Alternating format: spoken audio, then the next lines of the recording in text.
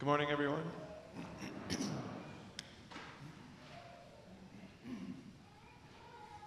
It's a great joy to be with you this morning. Happy Mother's Day, especially to all of our mothers out there. What a great gift, amazing joy. Today we also have our May crowning in light of Mother's Day. May is the month of Mary as well, because she is our mother.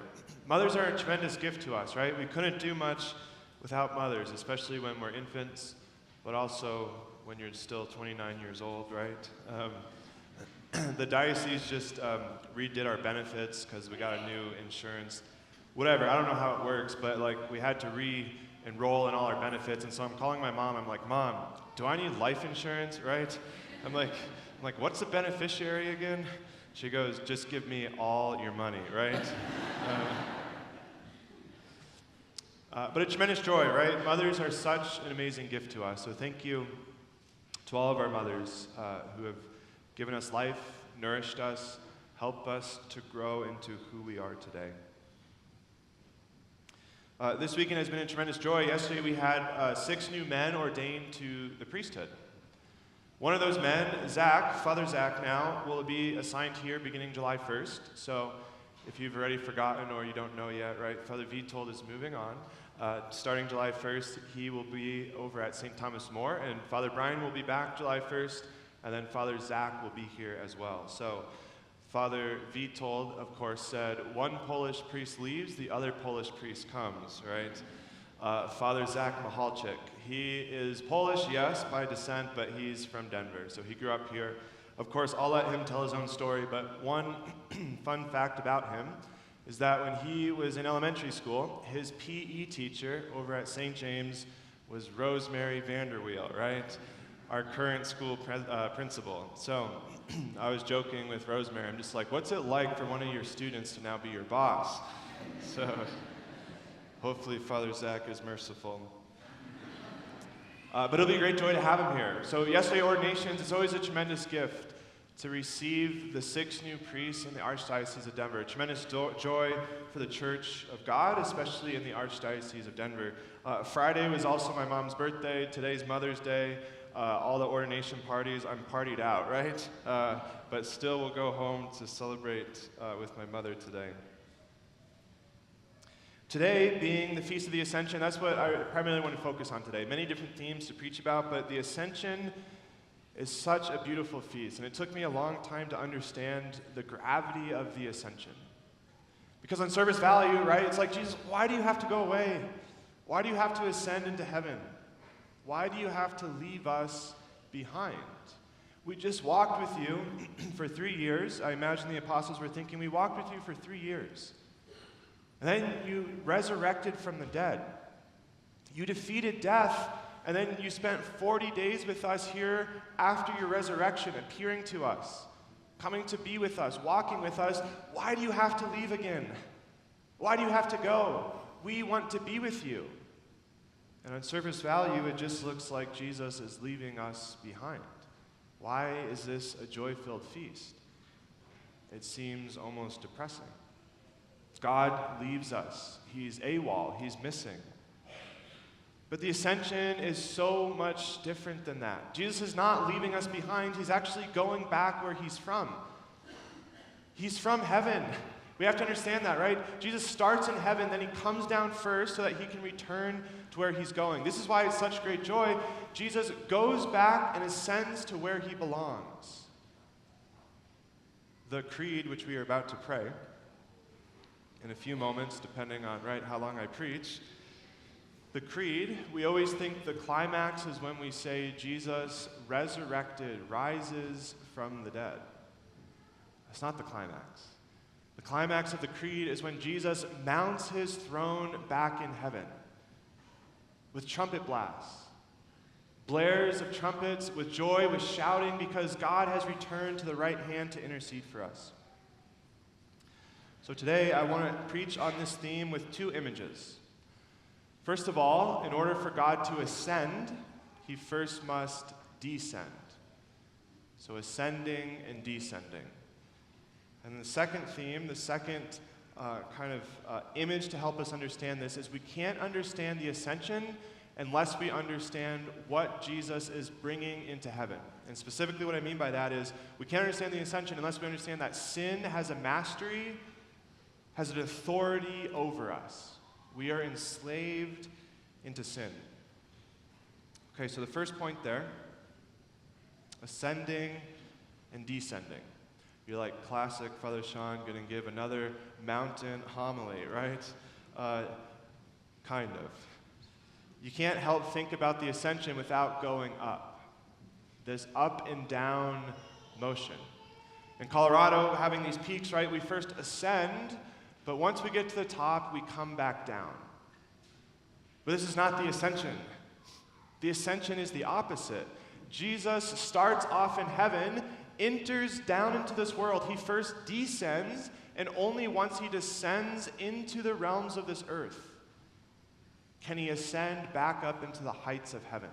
Jesus goes back where he's from. He's crowned as king. He mounts his throne with trumpet blasts. Ephesians chapter 4 today.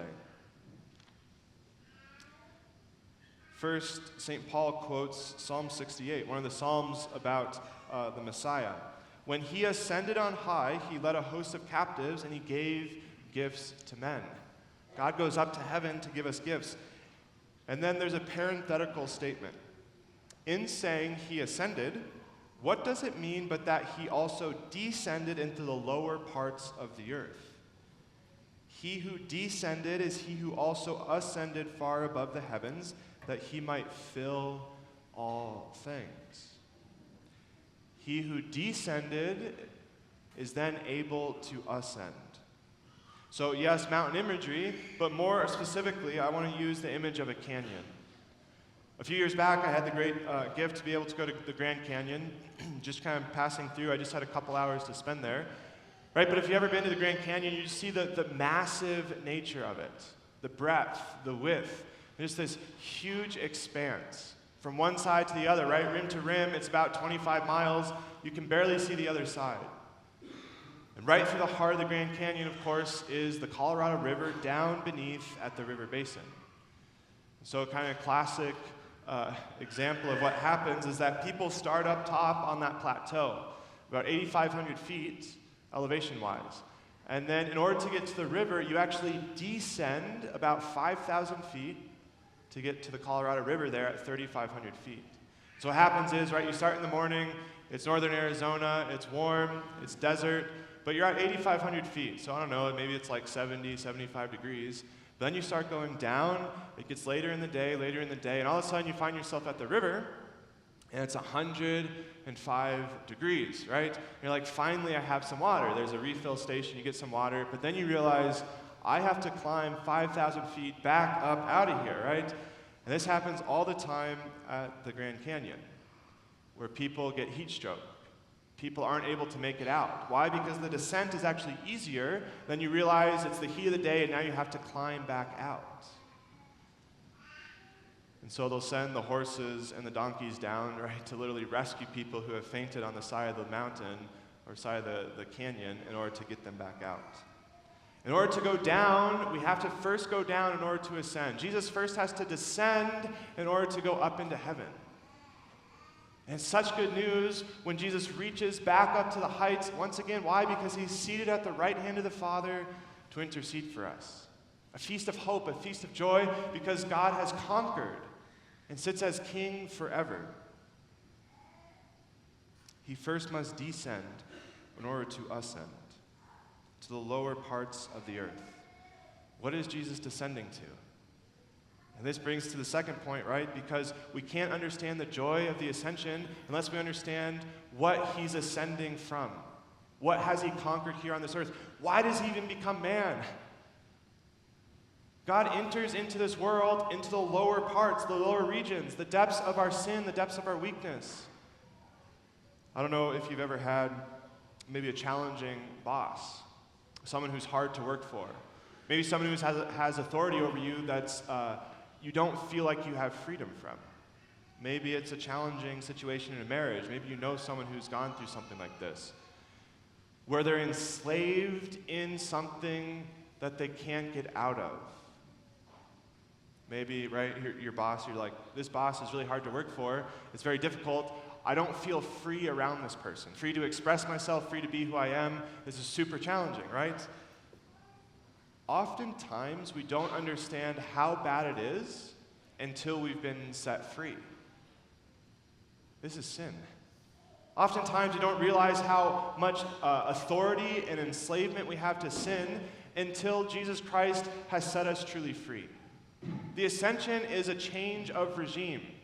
To say that Satan no longer has power over us, sin no longer has power over us, because God has ascended to the heights of heaven to set us free. But where is the good news? I don't see it. I don't experience it. Yes, Jesus has ascended to heaven, but sin seems to still have mastery over me. I still struggle. St. Paul is saying, why is it that I do the things that I don't want to do?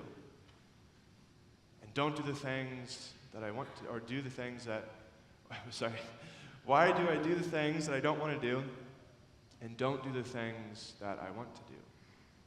That concupiscence.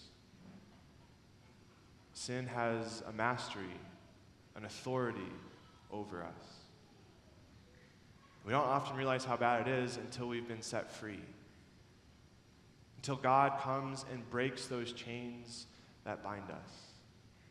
And so he ascends, it's a regime change, so that Satan no longer has power over us, but God's kingdom reigns. In Catholic theology, one of the things we talk about is this idea of already, but not yet. God's kingdom is already here, but it hasn't fully been realized. Already, but not yet. This is the ascension. It's a regime change. Yes, the enemy is still the prince of this world, but God sits on his throne. He's king in heaven. This should bring us great hope, great joy, because God has conquered once for all and mounts his throne to sit at the right hand of the Father to intercede for us. But it's not fully realized yet. We still have work to do. We still fight against sin on this earth. But brothers and sisters, today the good news of the ascension is that he who has ascended first descended. Today, God descends into your soul, descends into your body through the Eucharist. God enters into you so that he can ascend you, bring you to the heights of heaven, to the heights of holiness. So today, as you approach the Lord, what is it that you want Jesus to redeem within you? Where do you feel like sin has mastery over you? Where do you feel like you're not free? Where do you feel darkness that you desire Jesus to come in and descend into the depths of your soul? He can only ascend if he descends into the places of your heart. Today, invite Jesus into those dark places so that, please God, you may ascend our hearts and souls into the halls of heaven. Amen.